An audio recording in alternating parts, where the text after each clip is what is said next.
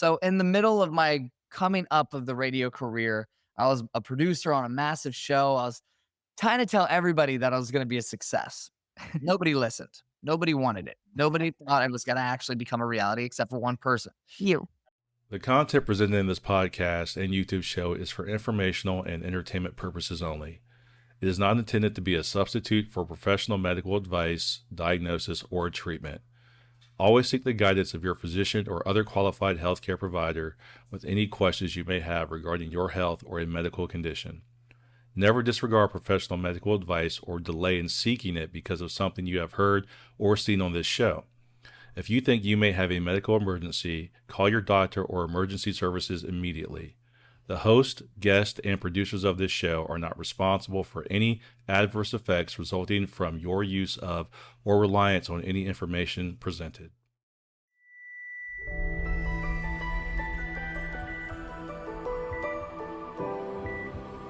Andrea, can you hear us?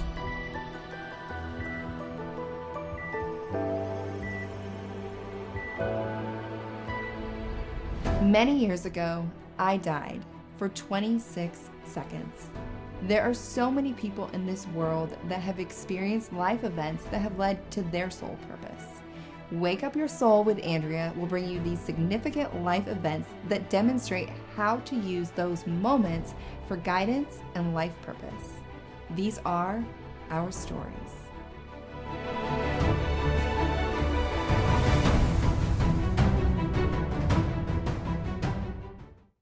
Hi, everyone, and welcome back to Wake Up Your Soul with Andrea Lynn.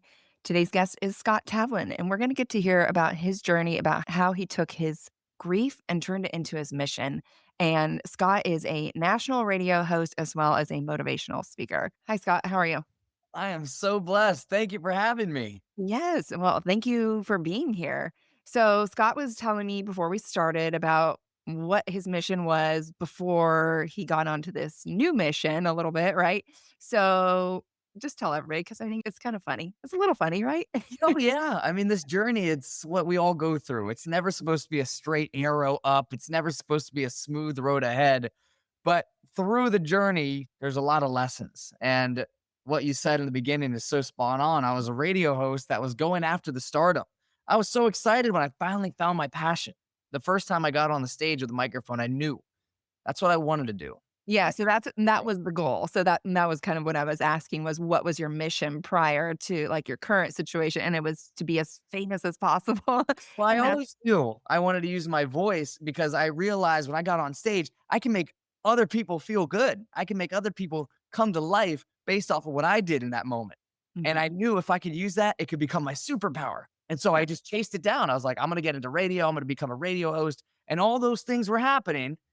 And then life decided to go ahead and do what life does and change the story Mhm. to really see what this was truly going to be about. But I love it when that happens because it's meant to be the story, right? I mean, your story is all these parts that come in. So, okay, what happens? The story changes because So in the middle of my coming up of the radio career, I was a producer on a massive show. I was trying to tell everybody that I was going to be a success. Nobody listened. Nobody wanted it. Nobody thought it was going to actually become a reality except for one person. you, One person was the my mom. incredible mother. She always knew that if there's anybody that was going to do it, and this is her words, not mine, she said, it would be you. And I remember I took that lesson. I just chased down the dream. And on the cusp of me going to the highest point I've been in my career, I got the call that changed my life. And it was that my mom was in the ICU and I needed to get home as soon as possible. And so I left the event that I was hosting and immediately I got in my car and with tears in my eyes and rain on the windshield, I eventually pulled up to the hospital. And I remember the doctor was sitting there just telling us, this, you have to say your goodbyes now. This is it. And it was such a take back moment where all I've done up until this point is I focused on my career and myself, and I wanted to have my name under the awards, and I wanted to be the one that was really making a cause and a change. And then I realized that the one person that truly believed in this gift, truly supported me in this journey, she doesn't get to see me live out the dream that I used to tell her all about.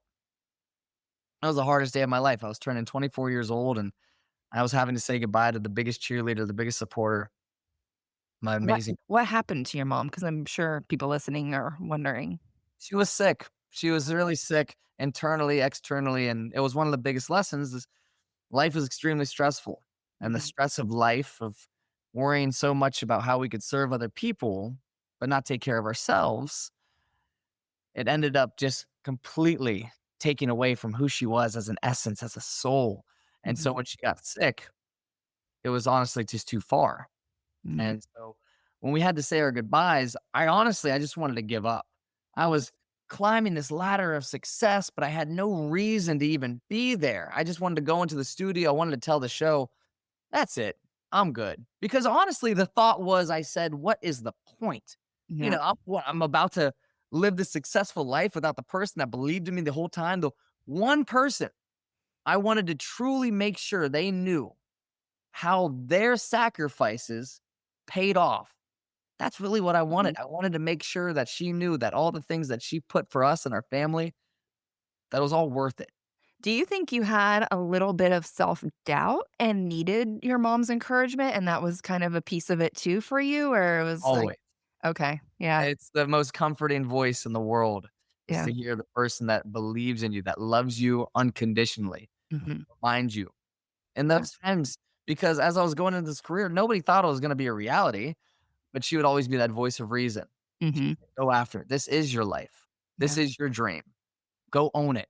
And I'd mhm, rather support you and allow you to see what happens along the journey than to deter you and to say, maybe one day or what if yeah, is the reason I went after her. And especially because she knew she didn't get to do that in her own life. She didn't get mhm, to chase down her dreams, live out the dream career, the visions that she's had. And so she said, Scott, I want you to do this because I wasn't able to do this. Take the lessons that you've learned from me and use them.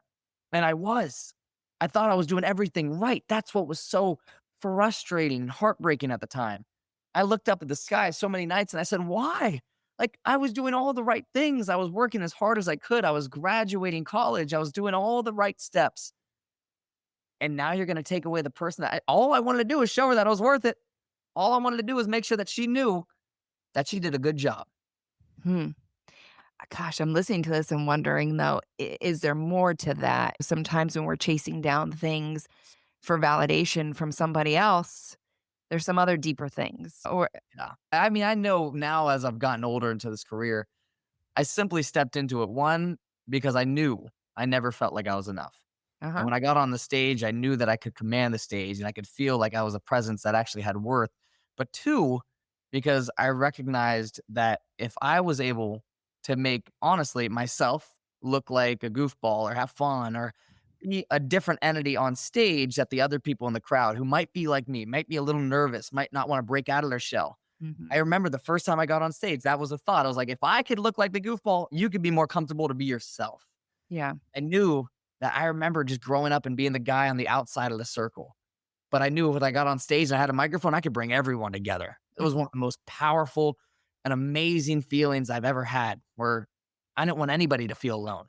Yeah. So now that I have that role, I have an opportunity to bring everyone in who has ever felt like I have felt.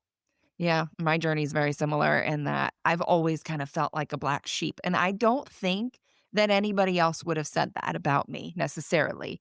I mean, I did have somebody say that to me that who knew me well, but for the most part, the outside looking in, I think everything probably looked very normal, but I always Mhm. felt very much like a black sheep, and I think part of it when I was a child was I was so empathic. Yeah. So when I was around other people and in groups, I would often kind of pull myself inward and just watch over what was happening and do all this deep thinking and reflecting and feeling into how others were feeling and just kind of watching how the circle was going, right? You're in this big group of people and some people are just in it. Mhm. Whereas I wasn't really in it. I was standing there, but kind of observing and watching how some people were maybe feeling not included or this and that. And then I'm thinking, gosh, this is horrible. Like all these things. I've just always been a very sensitive, emotional person, I would say. Yes. And even within my family, I'd say I was a little bit of a black sheep in that I would challenge things. My parents, oh, do it this way or da da da. And I'm like, but what if, mom? What if? And it's like, I just, that was always me. And I think we feel or believe that black sheep is a bad label and it's a bad thing. And I actually think it's a really great thing because you are not just going with the crowd, right? And you're finding yourself. And the black sheeps are the ones that have to be the leaders, I think. Oh, yeah. I always like to say when I get on stage, the journey that you've been sent on, you didn't choose it necessarily. You might not have picked it if it was in a lineup, but you might be going into a new lane where you have to be the one carrying the lantern. So the people behind you that are coming up, they now know the path. Mm-hmm. And I don't know if I necessarily would have picked if I was to look as a child and see what the things I was going to have to go through and the doors that were going to close in my face and the heartbreak that I was going to have to experience in order to get to where I am today. I don't know if I would have necessarily signed up for it, but I'm so grateful I did because now my whole entire mission is to help other people along that journey. One, not only believe in themselves, but follow through on that dream. And that was the decision that needed to be made at that time. It wasn't so much of what are the headlines that I want written about me? What are the awards that I want to win? It became so much deeper and so much richer once I realized how fleeting, how quick, but how important and powerful this life is. Yeah, it's about what is the impact that I want to make and how can I change people's lives. So, Yes. how has your journey changed? Can you kind of paint a picture of my journey was this, and then my mom passed and it turned into this? Yeah, my journey was more self inward. That was in the beginning. It was, I want to make sure that when I walk into a room, not only could I help myself feel like I belong, but let me help other people feel like they belong too. It just amplified. Hmm. So when my mom passed away and I was about to quit, I remember the community. So I do a radio show and I would share these stories, and the community just gave me the biggest hug. They would have let me leave if I wanted to. And I remember as I was home grieving and I was sharing these stories and I was reading through these messages, I just would go on these runs because it was the only way that I could escape the pain.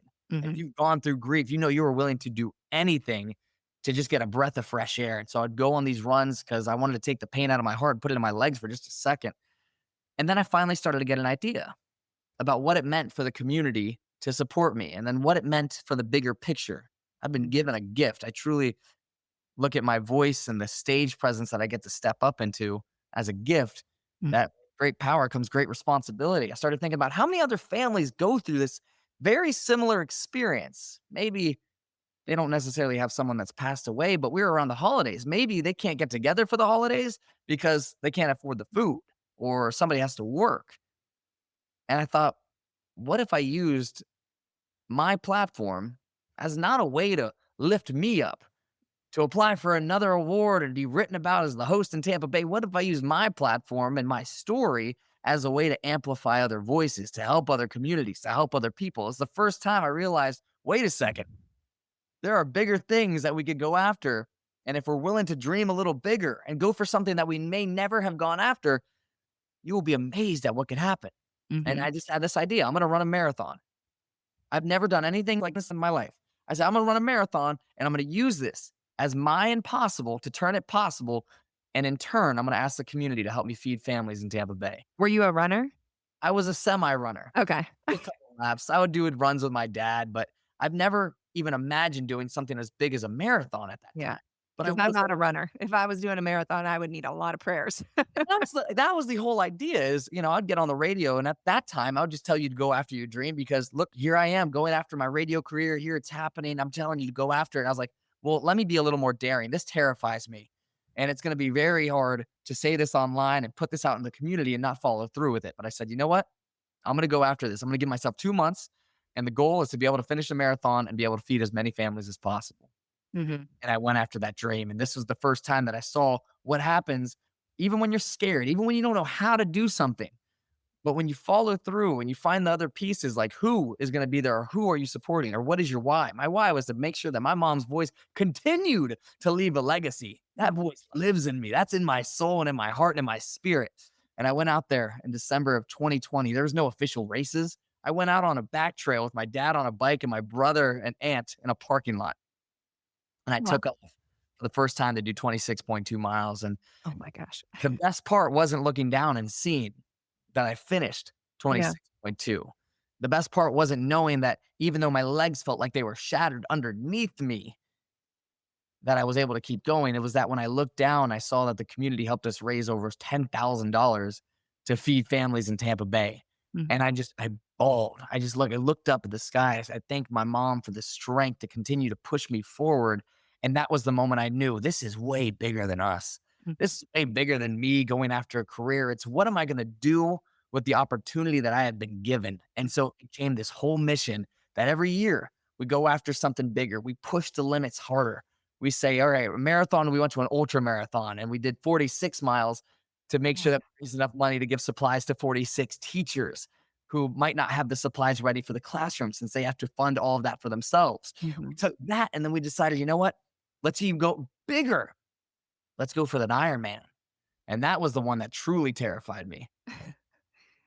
Rightfully so. So it has been Right. this incredible journey of wow. When I took myself and I said, you know what, Scott, you could be, part of the equation, but you're not the whole equation. Let's Yeah. see how we could turn this grief. And my grief, it turned into my purpose because everything I do, I go after making sure that other people, whether they've gone through a similar journey like me, feel supported and feel seen.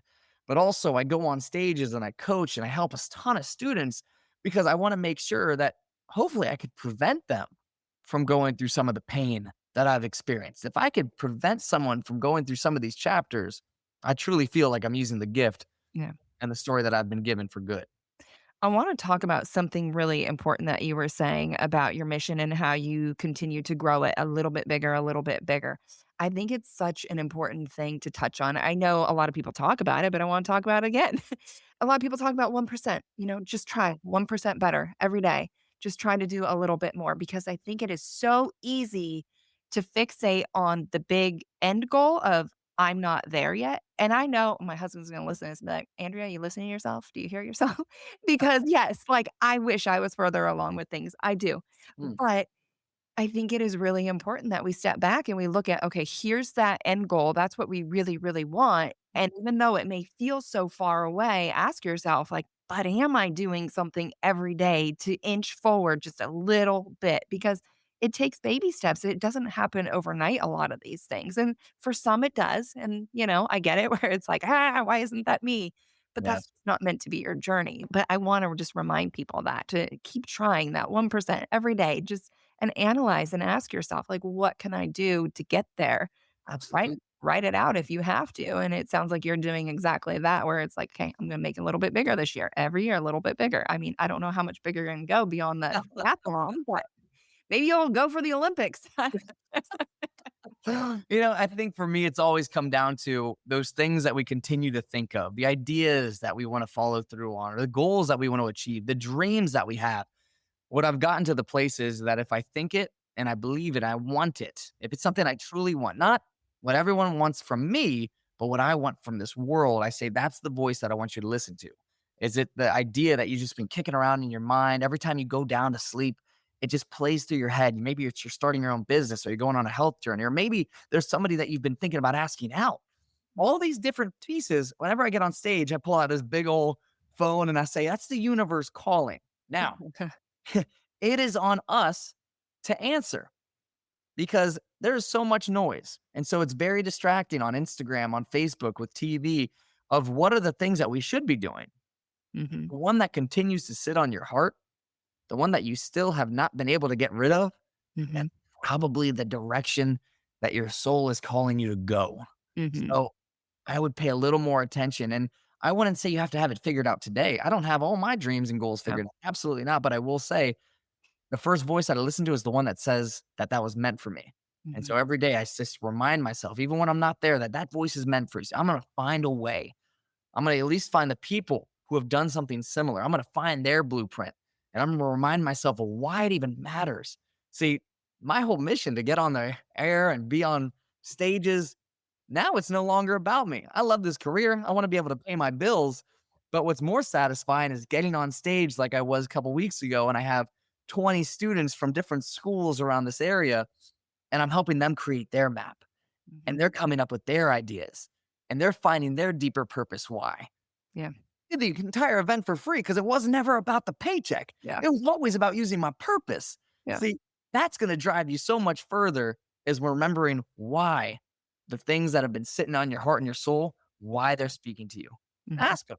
And I'm sure they're going to answer. There's going to be something that pops up in your mind. Yeah. And it's key, like you're saying, to create that roadmap because otherwise you're just looking at the big picture and you're constantly going like, oh my God, why hasn't it happened? Well, because you have no map, you're not following anything. You're just like Yes. waiting. You're just waiting for this pot of gold to drop or something. Like, what Yes. are those little pieces that you're doing? But to elaborate more on what you're saying, it's also really important to notice the signs and notice what's coming to you and being available to you.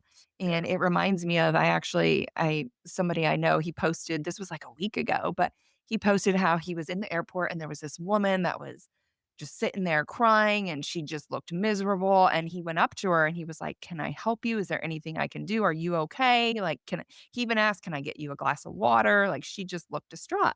Mm, And the woman was like, "No, no, I'm fine." Even that like, so he offered all this help.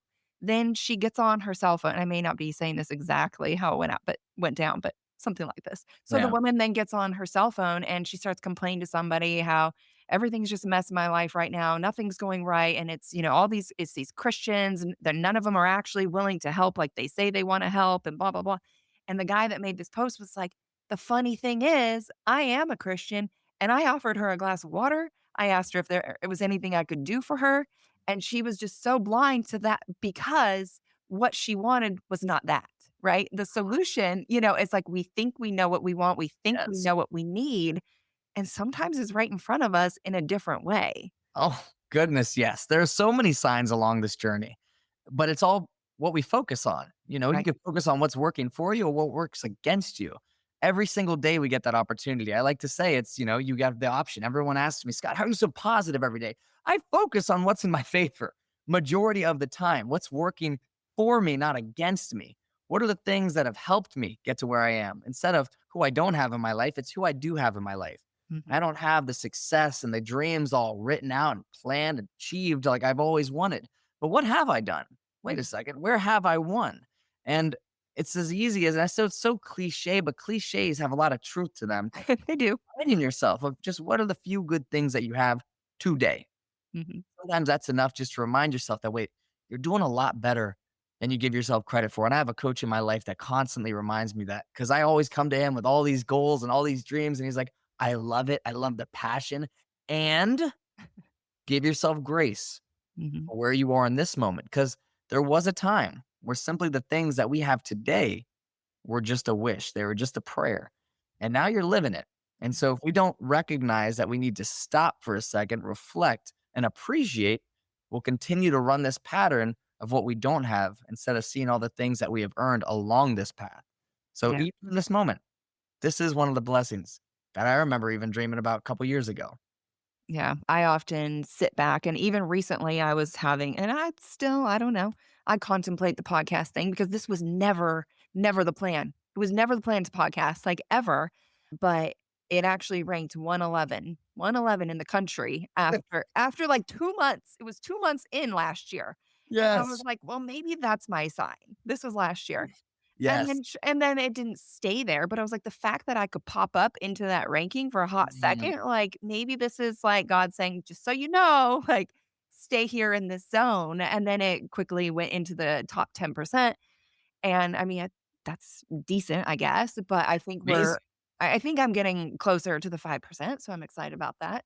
Um, Yes. but, when I struggle with it, or just in general, of what am I doing? Where should I go? Because I'm like you, I believe we've gone through our grief and different difficulties for a reason. And I'm like, okay, what am I supposed to be doing? But then I'm also looking at, okay, what is being presented to me? What is in front of me that maybe I am meant to be utilizing and I'm not? And I obviously get a lot of very different connections with guests. And I'm like, well, sometimes there's some of my guests have become good friends of mine and we stay in contact. And I feel like, oh, maybe this was just part of it, right? Like I'm very much meant to be in the life of this person and vice versa. So it's important that we look at what is actually present and in our lives and question why it's there. And sometimes it's small things that you may not even think about. But Yeah. And one of the most powerful things I've learned in this journey is just ask really good questions. ask It's why. not good as like educated and informational. Simply instead of what I don't have, what do I actually have in my life right now? What are the things that are working for me? Who are the people that I could turn to? What are the little wins that I've had today that actually could prove that I'm doing a lot better than I give myself credit for? Because if I constantly run this pattern in my mind of, gosh, why don't I have the things that I wished for? Why haven't these prayers been answered? Your brain is designed to answer that question. So it's going to give you a lot of reasons that aren't going to feel good. And so what I like to say when I get on stage is if you're going to be such a critic of yourself, you might as well also be such a cheerleader for yourself too. Build yourself up Yeah. just as much. If you're willing to chop yourself down, ask the questions that are going to give you the answer that's going to push you forward, not hold you back. Hmm. Absolutely. I love that. Let's talk about why, the why questions. I know you're talking about that right now a little bit. I know that was a huge part of my journey. I was 20 years old and flatlining. My heart was stopping. And then I think it was about 21 when I finally got a pacemaker. And then I had the wire go through my heart into my lung. And then that was a whole nother thing. And then it's been this constant journey of it felt like God trying to take me out, but not really, but it was like, Mhm. why? I had to ask myself, why are these things happening to me? And I couldn't help but feel like these are pretty massive events and they're not just happening for me. I am meant to be sharing this journey with others. So I want to hear your story though on the stuff that you've contemplated the whys on. Oh, there's been so many different chapters of my life. One of the biggest ones, especially because I'm doing a program now for students that are getting ready to go, whether it's into college or their career. And a lot of the times we look at failures as the reasons why we shouldn't go after something.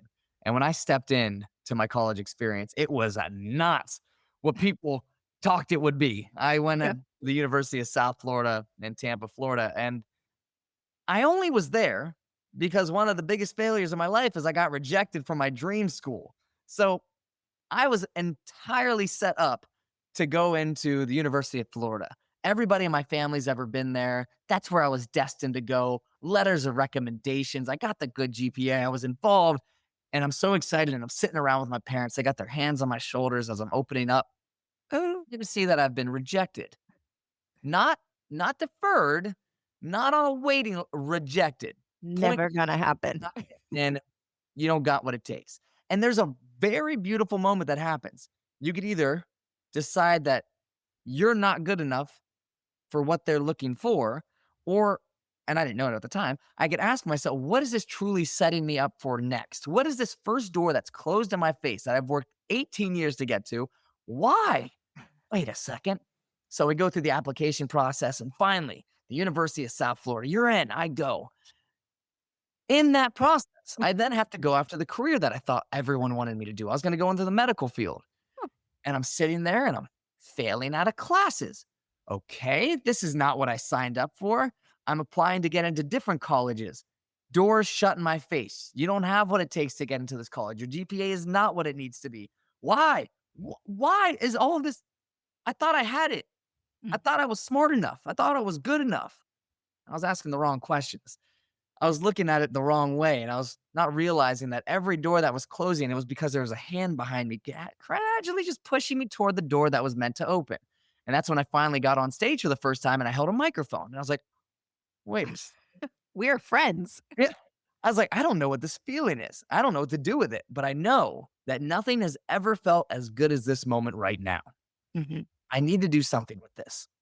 So I started changing up my major and eventually I landed on communication. But that wasn't just the door that was going to be open. Through years of failing and trying new things through the university experience, one of my friends pulls me aside one day. He's like, you've been emceeing different events. You've been a host so many times. Why don't you do your own show? What are you talking about? Do my own show. I was like, wait, where? He said, we have a radio station on campus. I said, a radio? Yeah. Wait a second. I was like, let me just go ahead and dabble. This is 3 years into my college experience. I have been rejected from different colleges. I've been kicked out of different organizations. I didn't get into my dream school. All of these doors could have told me that I wasn't enough. But I said, you know what? I'm going to go to the door that's literally opened. And I walked in and everything clicked. It was the microphone. It was the speakers. It was the board. I saw the headphones.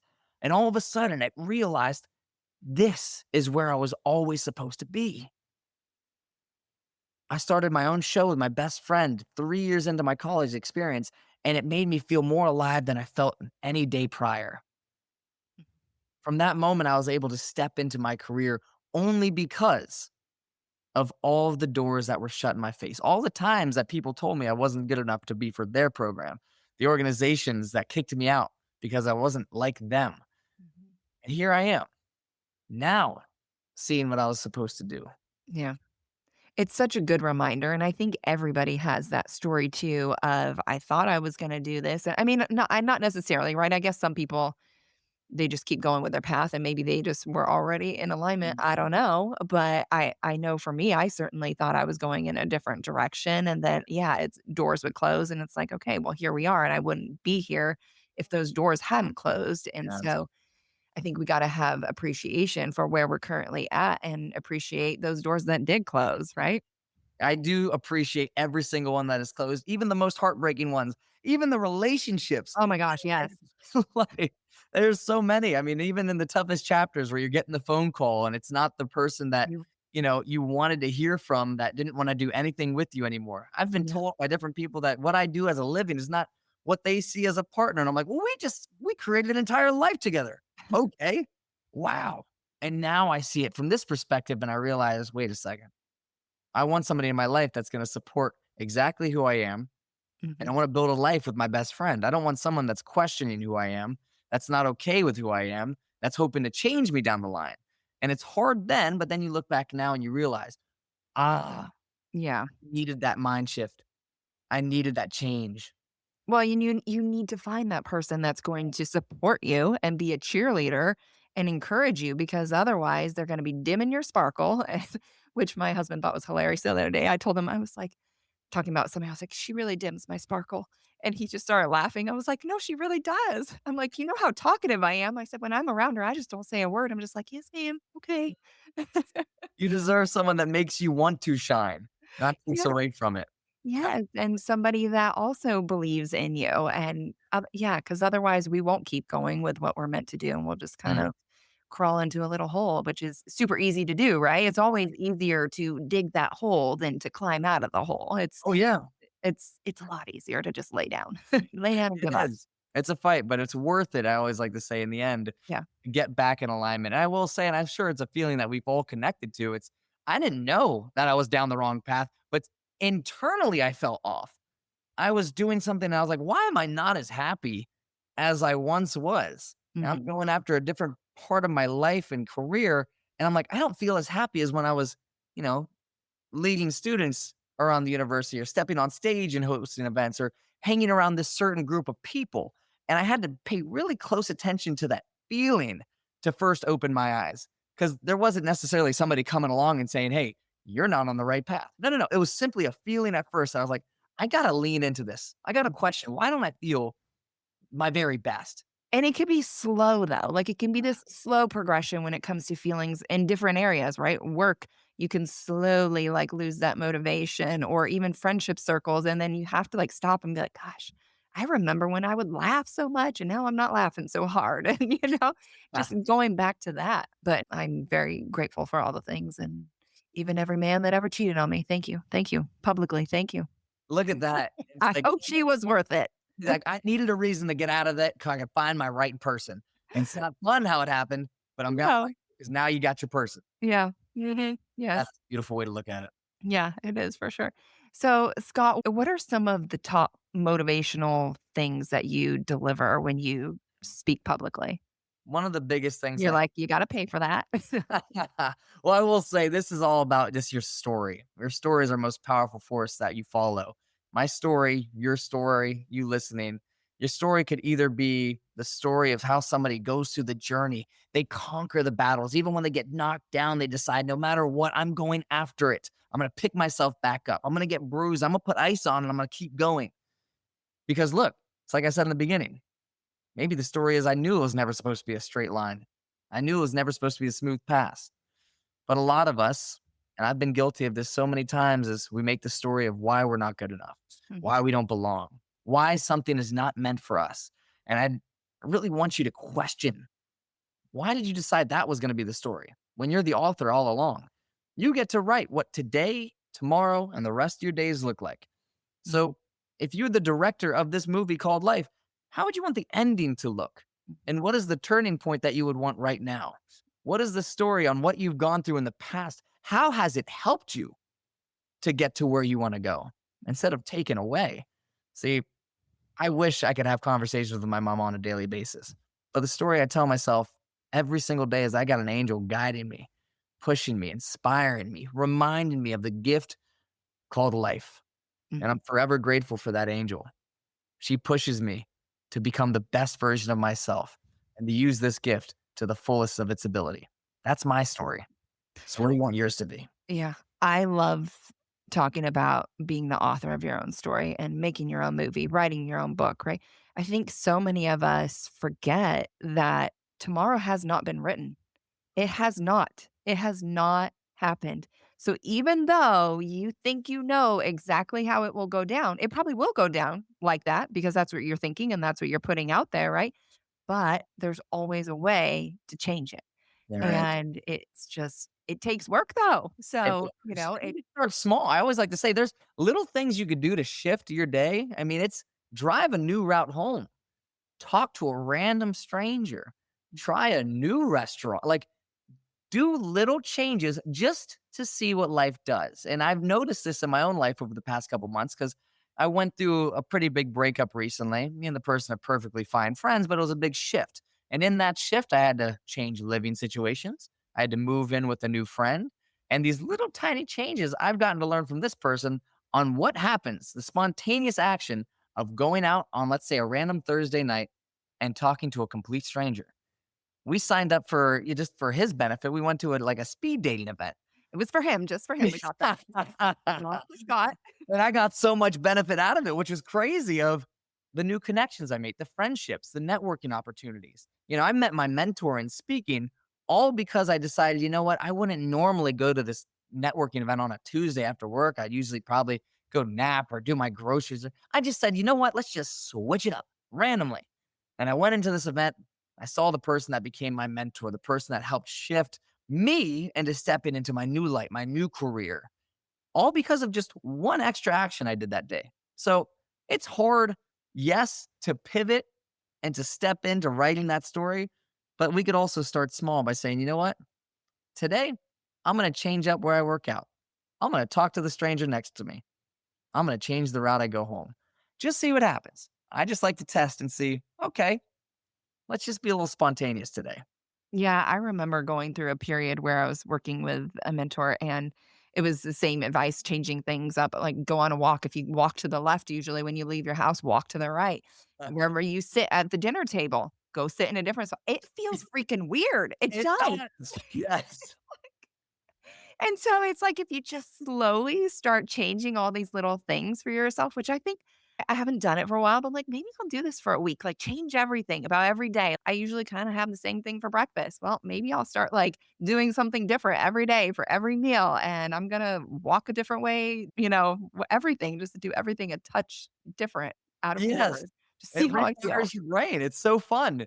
Yeah. And it just gives opportunity for new things to happen. I'm New a slip perspectives, new sort of perspectives. just to see. Yeah, I know. That's how you gain the new perspective, though. If you just keep looking at the same thing, the same book, you read the same story Mhm. every single day, I mean, maybe you'll gain a new perspective. Maybe one day it's gonna hit you. But when you start exploring other things, it really does start to hit you. So thank you so much for being here, Scott. Do you have anything else that you would like to share with the listeners on how they can just turn their grief into their mission? I will say with the pureness of my heart is be patient. Mm, We try to rush through this journey. We try to escape the pain. And I remember doing the same thing. I tried to do it with my family. I remember we were sitting there in the living room and just tears in our eyes and it just didn't even have the words to say. And all I am internally is I'm a fixer. All I want to do is solve the problem. All I want to do is make other people feel good. And I remember I tried that for a little bit and I learned certain things you don't have to rush through. mhm, Sometimes you just have to sit and allow time to do what time does. yeah, And that is give you perspective. I needed those moments that were unspoken with different family members to make us closer than we've ever been. I needed moments to reflect on what I wanted this life to look like. I needed to have an understanding mhm, of what I was going through because now I look at it as a way Now I have a perspective that I could use and make sure that I could help other people in this journey. Mhm. So you might be in that hole right now, or at least it feels like it. You might be in the part of the path that you're going to look back on and you're going to question, why did that happen? Why did it happen like that? And I would say right now, give yourself grace and also remind yourself that this is a period of time that you're going to look back and say, you are so strong. Mhm. You are so strong for being able to get up every day, even on the days you don't want to, even on the days you don't want to be a fighter. You deciding today, I'm going to be patient. I'm going to give myself grace and I'm going to remind myself of the strength that I have. That is going to help you get through this journey. Yeah, something that you said reminded me of something I heard from our pastor, and I just loved it, was that we have to remind ourselves that the hole that we're in or the difficult situation we are in is actually the exact situation that somebody else wishes they were in. It's true. Even though it may be really hard and rough, theirs might be 10 times worse Yeah. in their eyes, and yours is something they could move through, right? So there's always, it could always be worse in others' eyes. So we just have to find that way. And yes, absolutely give yourself patience. But Scott, where can people connect with you if they want to find you? I would love to connect on Instagram. I go back through all my messages at Scott Tavlin is my handle. Slide up in the messages and let me know your story. Let me know your journey. And if there's any way I could help through this journey called life, let me know. That's why I'm here. That's why I want to serve. Yeah. Or you can find him at speed dating.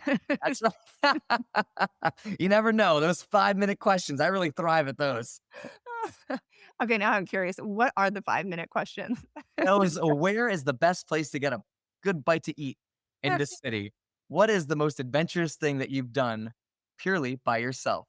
Little fun questions. Hmm. It was an awesome way to meet new people, I will say. And it was a fun, spontaneous night that if you would have talked to me 6 months ago about just changing things up on a Tuesday and just going out, I would have said absolutely not. Yeah. There's a great book that I love from Shonda Rhimes, who wrote Grey's Anatomy. Yeah. It's called The Year of Yes. That book, mind shift right away Huh. of just being open to Great. opportunity. Yeah. I feel like if I was speed dating, I would be like, we're going to skip the questions. We're going to do a staring contest. And I'm just going to see, like, is there a spark here or not? Feel it. Can I get an Next. internal feeling? Yeah. I feel nothing. I don't care what you have to say. I feel nothing. Right to it. No, I Yeah. understand. I understand. Well, thank you so much for being here, Scott. Thank you.